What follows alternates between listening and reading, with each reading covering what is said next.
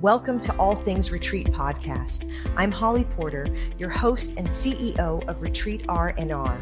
With over 25 years of experience in designing transformative retreats, I'm here to share insights and inspiration to help you create extraordinary experiences.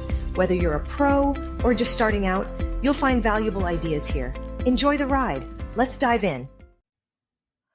Hello, everyone. Welcome to the show today. We're going to be interviewing LuAnn Buechler. I hope I said that right. She can correct me in a second. If not, she's affectionately known as the Little Spark. It's a powerhouse business coach, master trainer, retreat facilitator, and transformational speaker with over 40 years of experience igniting change and success. As the founder of PMC Events and Coaching, LuAnn has empowered countless individuals and businesses to find joy through passion, people, and process. Certified in Passion Test and Passion Test for Business, LuAnn takes her clients beyond alignment, helping them monetize their passions. Her signature program, Make Your Passion Pay, is a proven 6-step playbook designed to transform passions into profits, empowering heart-centered entrepreneurs to turn their dreams into sustainable, thriving businesses. LuAnn is a member of elite organizations like Transformational Leadership Council, collaborating with top leaders to create a global impact, and has shared the stage with luminaries such as Jack Canfield, Ivan Meisner, and Janet Bray Atwood. She is also a longtime leader in Business Network International, referred to as BNI, where she's trained thousands to leverage networking for business growth. An accomplished author and founder of the I Hug movement, LuAnn embodies her motto, do what you love in service to people who love what you do. As a premier success coach with eWomen Network, she brings unmatched passion and expertise to help you unlock your potential and create a business that thrives on what you love most. Okay, welcome to the show. Wow, thanks, Holly. Appreciate that. I think I need to shorten that a little bit. Well, it's okay. I mean, we can always talk about more of it, but that's all right. Now they know, and here we go. So there you are. Yeah.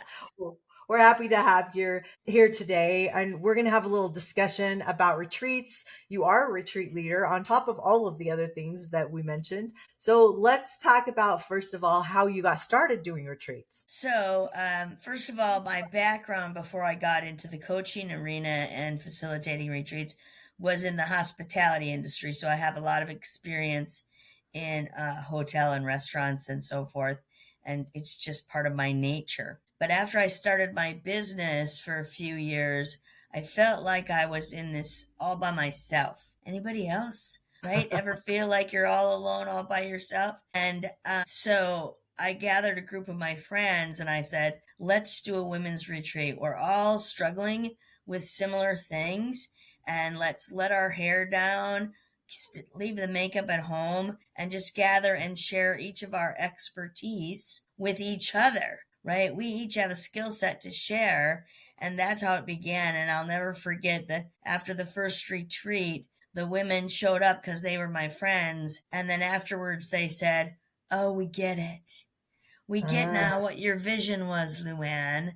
That was so great. And so that's where it began. 15 years ago, I started those retreats and had them every year. And people would come back every year because I think you said it before, it's become a necessity, not just a luxury, to attend retreats. We need that opportunity to go within that self-care, and all of that's wrapped up in what I do. Absolutely. And they're more popular now than ever. But I think it's also, when you say people come and repeat and come again and again, that's a compliment, number one, to you, I want to say. Number two, it means that you're up leveling every time you have a retreat, and they know that you're bringing new content and new fun to the party. So they're wanting to come and see what's new for you. And I think that's a really important and a compliment again. Yeah, speaking of which, I think the other thing that happened as I look back now is that the people that participated were up leveling as well. And they may have come as a participant to begin with, and then they came as a contributor, as a speaker, or sharing a process or a modality. So, it's pretty I powerful love that stuff. idea that you just said they come back as a facilitator or speaker, because a lot of retreat leaders, they're in that mindset they have to do everything alone, or oh, if I have to pay someone then I won't make any money or I'll lose money. There's a formula. There's just ways, and there's so much help out there for retreat leaders, and that's what we're wanting this podcast to help retreat leaders do, is figure out all the things not on your own. Look Yeah. and watch what other people do and model what is success, model what is working already. Don't go reinvent the wheel, right? Right. So that's a really important piece of that first retreat that I'd like to share, Holly. And that is that I said, I am unable to underwrite this myself and financially put it on myself. So everybody's got to have skin in the game. Yes. Right. And so they were sponsors or speakers, and they paid a different level depending on what they came in as, Yeah. and invested in the retreat. So it was not something I funded alone for sure. Right. And that too, another one of my what do I want to say, guidelines, policies, is you come and you stay. You don't come in and speak and go home. You stay for the whole Yeah. retreat, because the Which should be a truth of the matter requirement. is, yeah, requirement. Thank you. That's the word. So the truth of the matter is that the relationships that are built in the time we spend together, not in presentation or activities, but in hanging out with each other, is what builds for the future those strong ongoing friendships and relationships, and potentially, clients and business partners, that kind of thing. So it's Right. built in those conversations. And I've got proof, because one year one woman was like, oh, I family things came up. She's like, I really want to be there, but I can't be there the whole time. And we still let her come and do her piece. And she said after it was over, she's like, yeah, I'll never do that again, because it Hmm. didn't benefit me the way it should have if Yeah. I was fully present for the entire retreat. And speakers, good speakers know that.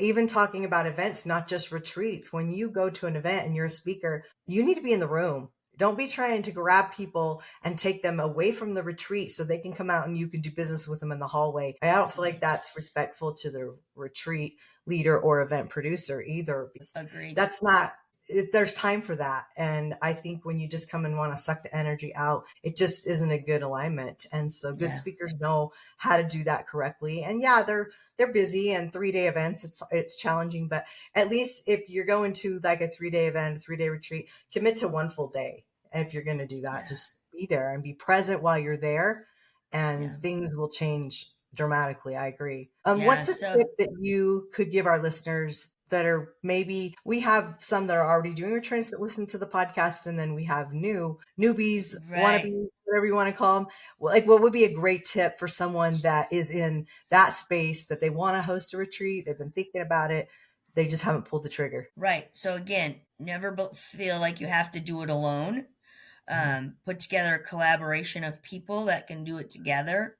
And many of those people in the beginning had no speaking experience, really. They came and shared their gifts from their hearts, whether massage therapist, herbalist, what have you. I just brought all these people to surround women and uplift and support them. So that's one. And be creative. Be creative. My first spaces, I used some summer camps for kids that aren't busy in the winter, and our retreats always been in the fall, and so we used those facilities, were more cost effective. Yeah. I've used nonprofit facilities that go on donation only, and so Mm. there's an opportunity for really cost savings and budgeting. Always do budget and know what your budget is, right? So there's hard costs involved, which are things that are never going to change no matter how many participants. Then there's variable costs based on per participant what I need to provide for a meal, for example, and so forth. That was another creative step I took. A woman wanted to come to the retreat and was unable to financially invest. And she said, can I come and cook for you? I said, yes, you can come and be our chef. And so she did the grocery shopping and all the food preparation and cooking so she could be there for the weekend with us. Yeah, that's a nice trade. Except she's probably cooking a lot of the times when I mean, because when you do hire a chef, that's almost a full-time job at the retreat, but then she's still in the energy of it and the space of it. So that's It beautiful. depends on the layout too, right? How Yeah. close or how far away they are. I mean, Yeah. we've done um, remodeled farmhouses that are designed typically for wedding parties, and Right. we've used those. Now the kitchen is right there. Yeah. Right, we're all in Right. this together, so you're not separate from us even if Yeah. you're in the kitchen prepping. So Yeah, that is awesome. That's so true. Well, let's jump to talking a little bit about transformative retreats. I don't know what kind exactly yours are, but what do you think makes it truly transformative? I think people give it gives them time to separate from the rest of their world. And so they really can drop into who they are and what's going on for them. And then they Yeah. get the support of all the women. It's not me, it's the process of all those women being together. I say, whenever a circle of women come together, the world heals just a little bit more. And I Yeah. firmly believe that's true, that we create this energy vortex that is healing and supportive of the people Yeah. in that room and the people in their circle, like it what it expands out. Yeah, yeah, I do agree. I feel like, I mean, this is mostly just my opinion, but I know a lot of people share this opinion that for a transformational retreat, you really need a longer retreat, 5 to 7 days. And when you're talking about like going overseas, there's some magic behind the transformation in being out of the country and feeling that release of just being free somewhere else, even if it's not a free country like we are here in the United States, but that feeling. And I feel like sometimes you need a few days to get the prep work done for the actual transformation. And I mean, maybe 4 days, there could be a lot done. I don't know. For me, it's like when you do a 2.5 or 3 day up to four. I don't know. For me, I just don't feel like that full transformation is there and you acclimate into where you need to start, middle, be in the end as much. I don't know. Maybe a lot of people would So disagree with that, so but one what of are your the thoughts? one of the retreats that we do, we call it a transformational trek. And Okay. my sister and I take women into the Boundary Waters canoe area of northern Minnesota. Now that's true disconnection. You've got no Mm. technology access, your phones don't work, and we're hiking and paddling and carrying everything in that we need and carrying it back out, okay? So Oh, in those situations, I have seen where it takes a little bit of time for the women to build trust with one another. And so yeah. that's interesting you should say that. Typically, in the other retreat I talked about that I did for 15 years, we started with the tool of the passion test, which is a tool that I facilitate people in coaching and helping them to identify their passions. It really gets them into it pretty deep, pretty fast, Yeah. right? And when you're Right. doing that Good skill. like, I'm not talking big retreats either, okay? Sure. Into the wilderness, we only take 6 people, Yeah. and my 2.5 day weekend retreat is 25, 30 people, right? So we Right. really build a bond on the conversation of their passions. And so there is definitely transformation that takes place. And yet again, Holly, that's why they come back every year, because they go, oops, I need more. I need more. I Mhm. need a little bit more. But, we're Yeah. peeling back the onion along the way and uncovering the next level for each person. So Absolutely. I think it can sometimes happen in one presentation from somebody. I've had Yeah, that's true. transformations in my own life, but I'm just getting to the point, so I'll keep listening to the podcast, to doing those more elaborate events overseas on cruises, things like Yeah. that. I'm speaking on a cruise this fall and gonna watch how that a woman facilitates her retreat. Yeah, I've done a cruise for a retreat. It's a different experience, and that's really just what matters is what kind of experience are you looking for? And I think especially for retreat leaders, I believe it's really important for retreat leaders to also do retreats, not just to see how others are doing it in that space, but so that you get that growth and you get that transformation. I'll use an example. I am a hairdresser 40 years, in between all my other businesses I've had, but I had a salon and spa for 20 years. And that transformation when we talk about that, I could give somebody in 2 hour appointment with their hair, they Sure. can come out looking like a totally different person in 2 hours. And then again, it reflects in how they feel inside, just a different style, with a haircut. I mean, I'm just talking that as an example. When we talk about fast transformation, when I'm talking about going really, really deep, that's where I Right. was saying more. I feel like you need minimum of 4 days, but Yeah. 7. If you're having people fly across the world to a retreat, it Oh needs to be a yeah. 7 day retreat. I Oh, mean, for 5 sure. minimum, right? Because you For just need sure. to get them in that space Yeah. and acclimate them. For So, sure. but transformation can Absolutely. happen. Yeah, go watch a YouTube But, speech, and your life can change. Remember the right. saying, when you're ready to learn, the teacher will show up. You can Yep. hear the same thing over and over again. And when the right person at the right time says it, something just goes on inside, and you're like Yeah. you've never heard it before. Your mom can tell you to do something, but if someone else tells you something that's the exact same thing, Right. you kind of listen a little Yeah. more. I Um, used to think that was a problem as a mother, and then I went, no, that's just the way the world works, right? When the yeah, student is ready, the teacher appears. So I love yeah, that. And I want to also, though, go back to the newbies out there because I started with just a little local retreat in my friend circle, in my yeah, community, just outside my community were the facilities. So we got maybe an hour away from our homes mhm, in order to separate from the rest. But right, start there and build your confidence in that kind of environment before you go big and go yes. off to Sedona or Don't go elsewhere in the world, international first. Yeah, don't All do right. that. I call those, I say start even smaller than that and start with a day treat. It's There just you one day. go. You don't do any overnighters. You just make it a day, and then always be willing to get them into the next step, to work with you or to go to the next Right. retreat. Hey, if you like this was just a taste of what we're going to experience in this, 3 night, 4 day, Right. blah, blah, blah. Right. It's just Absolutely. dangle the carrot and then give them the best experience ever. Even if the J tree isn't about making money as much as it is giving them the experience to show them what you can do. And I always Right. tell people, give them 80% of what you know. They don't realize that's maybe only 80% of what you know, and maybe you only know another 20%.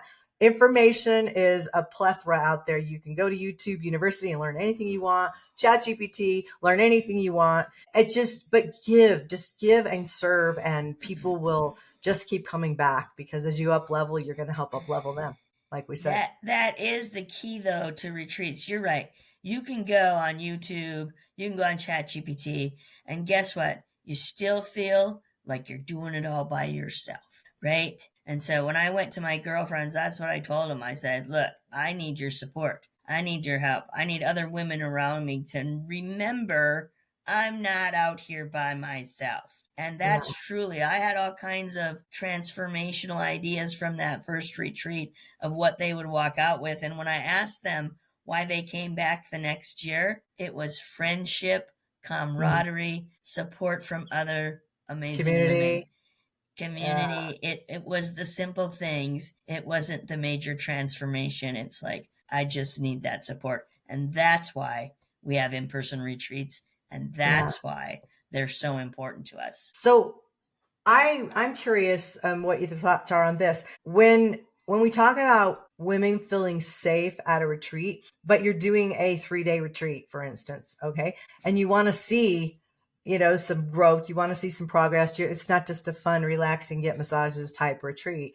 You're Mhm. teaching as well, and maybe you are Yes. upselling them into a bigger retreat. Maybe an international retreat comes after Right. that, and you want them to come along with you. My Sure. feeling is, if you're doing that type of a model, to do pre-work before. So get to know your people coming, especially if you're talking 6 people, 6 to 10 people that you can handle by yourself without getting some help, and have some Zooms with them beforehand, get to know them, dig into deeper. Hopefully they're showing up in person, have the recordings available, but you want them there, so when they get there, they already feel like, oh yeah, you were the one that lives here. Or you were the one. I have a cousin Right. that lives there. And there's already some connection before you Connection. get there. But what are your thoughts on that? Yeah, so we, especially on the trips into the wilderness, we have a lot of instruction and preparation. So we Uh-huh. would do a couple of Zoom calls before we went. And that way the women got to introduce themselves, get to Yeah. know a little bit about their background, and get tips on packing and what to bring with them and that kind of thing. Yeah. So absolutely, when you're dealing with an intimate group like that, I highly recommend that. Yeah, same. And how do you handle conflicts that might come up during a retreat with, I mean, not everybody has the same personality styles. I mean, how do you handle that? Have you had any issues come up in the past? So one of the things, another one of my uh, core values in relation to retreats, let's put it that way, is I tell everyone opt in, opt out. You have the freedom to opt in and opt out of anything that we're doing. If you're uncomfortable or if you're just having a moment and you need to go back to your room and be by yourself, read a book, journal, what have you, I want you to do that. This is for you to get what you came here to get. In fact, if you just need to escape your family and you want to come and sleep for the weekend, fine. That's your choice, you know. Yeah. No one does that ever because they love the support in the women, you know. Yeah. But that's it. Is that they can opt out, and then we talk about it individually. We do some laser coaching sessions along the way, and so we have that opportunity to talk it through. Yeah. Interestingly enough, though, Holly, the fun thing that I find is somehow the universe sends me the right people that need to be together all the time. I Yes. remember one retreat, everyone had issues with some sort of narcissist in their family or their circle. And they were, collaborating conversations all about that. And I'm like, who knew? It's Yeah. not something I particularly deal with, but they Right. were bonding around it. And I was just glad I had created the environment where they Yeah. could have those conversations. Well, and find solutions to help each other. Like this has worked Right? for me and that has worked for you. And oh, I'm going to try that. I think that's brilliant. What is, just wrapping up here, what is one last thing that you feel like in your heart that you could speak to our retreat leaders that would maybe help close this out, help them along their way in their journey? So I went to a lot of retreats and observed a lot of people before I started doing my own. And what I learned from one of my teachers, particularly Janet Bray Atwood, who you mentioned earlier, is to learn to go with the flow. Learn to flow with what's happening in the retreat, right? If someone is having a, a breakdown or a difficult time, how do we rally around that person? Throw the Yeah. schedule out the window, right? Yeah. Throw this. So I also tell my participants, hey, know that I read the room, I check in with people, and I roll with the flow. Yes, I have a schedule, but it may adjust, it may move around a little bit, and be good with that, which is another skill we all need to learn, It right, is. in life, to roll with the flow. And so, and that I think that's an art, and I think it's really important. Oh, I love that. That's a great tip. Well, okay. Thanks, LuAnn, for coming and joining us today and giving us all this. And we will have all your contact information in the show notes. So if you're driving or walking and can't grab those, know that you can come back and get them and you'll be able to get in contact with LuAnn and see how you could maybe work with her in the future and get more ideas here. But thanks for joining Yeah. us, and we will see you next time. Thanks so much, Holly. Everyone You have a bet. great day. Bye for now. Thank you for joining us on this episode of All Things Retreat. We hope you're leaving with new ideas, fresh inspiration, and the motivation to take your retreats to the next level. Don't forget to subscribe and leave us a review. It helps us grow and reach more retreat leaders like you. And if you have any questions, topics you'd like us to cover, or just want to say hello, send us an email at info@weretreatrnr.com. Follow us on social media to stay connected and catch all the latest updates. Until next time, remember, great retreats start with great intentions. Let's make them extraordinary, one step at a time. Thinking about hosting a retreat? Before you dive in, let's make sure you're really ready. Grab your free Are You Retreat Ready checklist and find out if you've got everything in place, from your purpose and pricing to your audience and agenda. Don't guess. Get clear. This quick checklist will show you exactly where you stand and what you need to make your retreat a success. Click the link below in the show notes to grab your gift and take the first step toward hosting with confidence.